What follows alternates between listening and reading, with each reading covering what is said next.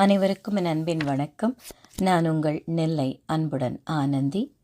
காற்றின் கால் தடங்கள் தன்முனை கவிதை தொகுப்பு நூலில் அடுத்த கவிஞர் வ. கமலா, ஆற்காட்டிலிருந்து. அரசு பள்ளியில் 32 ஆண்டுகளாக ஆசிரியராக பணியாற்றி ஓய்வு பெற்றவர். தற்போது கவிதைகள், ஆய்வுக் கட்டுரைகள் எழுதி வருகிறார். நிறைய விருதுகள் பெற்றிருக்கிறார். 3 நூல்கள் எழுதியுள்ளார். அதில் ஒன்று மொழிபெயர்ப்பு நூல். இவருடைய கவிதை உங்களுக்காக. உள்ளமதன் அழகினை சொல்லுவதோ முகம், அறிவை கோடிட்டு காட்டுவது மொழி. அழகாக சொல்கிறாங்க பாருங்க. அகத்தின் அழகு முகத்தில் தெரியுங்கிறத முதல் 2 அடிகளில் சொல்லியிருக்காங்க.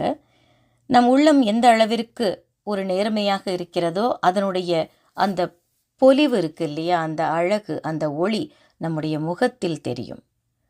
அதே போல் ஒருத்தங்க பேச ஆரம்பிச்சிட்டாங்கன்னா அவங்க மொழி, அதுங்க என்ன பேசுகிறாங்கங்கிறத வச்சு அவங்களுக்கு எவ்வளவு அறிவு இருக்குதுன்னு கண்டுபிடிச்சிடலாம்.